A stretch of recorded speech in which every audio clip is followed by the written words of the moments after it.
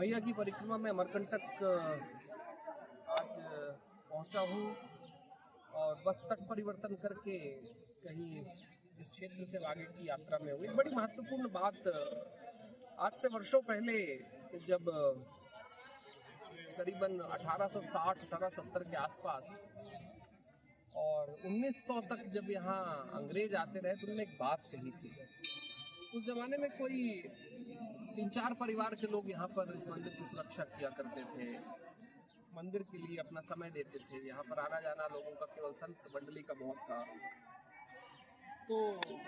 अंग्रेजों ने एक बात लिखी थी जो आज कहीं 200 साल बाद और हो सकता है कि 1000 साल बाद उस बात का मजाक उड़ाया जाए। उन्होंने कहा था कि एक छोटी सी धारा जो यहाँ से निकल कर कहीं खंबात की खाड़ी तक जाती है, क्या भारत में यही धर्म का परिचय है? और देखिए, ये 100 साल से ज़्यादा बड़ी घटना नहीं है, लेकिन आज जब मेरे जैसे लोग जब मैया की परिक्रमा करते हैं तो कहीं ये भारत के सनातन साक्ष्य का परिचय बन जाता है, क्योंकि मैया ही रही हैं जिनके दोनों तटों पर कई भारत के सनातन तीर्थ रहे हैं। वो तीर्थ जो कहीं शास्त्रों में लिखे हुए हैं, शास्त्रों में जो लिखे हुए तीर्थ हैं वो हमारा शास्त्र का परिचय नहीं, वो हमारे देवताओं की तपस्या का परिचय है। मैं भारत में लगातार एक बात कहते रहा हूँ कि मैया नर्मदा केवल तपस्या की जननी नहीं है, केवल तपस्या को आधार बना के कहीं हमारे जीवन के अंदर से तप का बल नहीं निकालती, बल्कि ये भारत की सनातन धारा के सनातन साक्ष्य का भी परिचय है। वो साक्ष्य जो कहीं मैया के दोनों तटों पर बिखरा पड़ा हुआ है। हमारे राष्ट्र के जब हम सनातन साक्ष्य को खोजने के लिए जाते हैं तो शायद हो सके कई सारी जगहों पर आज भी साक्ष्य खोजने में मुश्किल हो,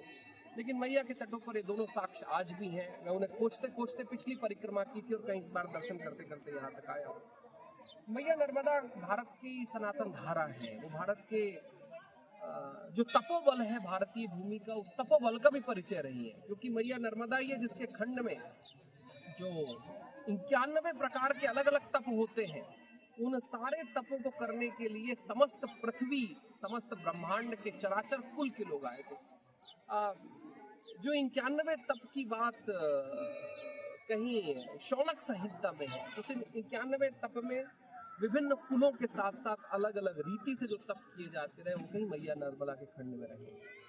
मैया नर्मदा वो रही हैं जो तपस्या के आधार से मनुष्य को जन्म देती रही है, क्योंकि मनुष्य का जन्म तो तब है जब वो तप के बल को अपने जीवन में स्थापित करते, तब कहीं जाकर मनुष्य प्रकट होता, नहीं तो हम तो जानवर ही हैं।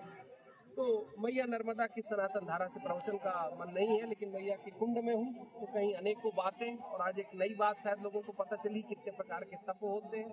तो आज मैया नर्मदा के कुंड से कहीं तीर्थ क्षेत्र से, उस उद्गम क्षेत्र से जिसने कल्पों का वास किया है, मैया नर्मदा की कहानी, मैया नर्मदा का साक्ष्य किसी एक कल्प का नहीं है। मैया नर्मदा काल से पूरे 21 कल्पों की कहानी मैया नर्मदा है। तो उस 21 कल्पों से जो धारा आज भी भारतीय और पूरे देश में जो सनातन को समझते हैं, अगर उस सनातन को प्राण देती रही है तो उस प्राण स्थल से 21 कल्पों की धारा से, ज्वालेश्वर महादेव की धारा से, ज्वालेश्वर तीर्थ से, और कहीं मैया के उद्गम क्षेत्र से, शिव जी की तपस्थली से आज का नर्मदा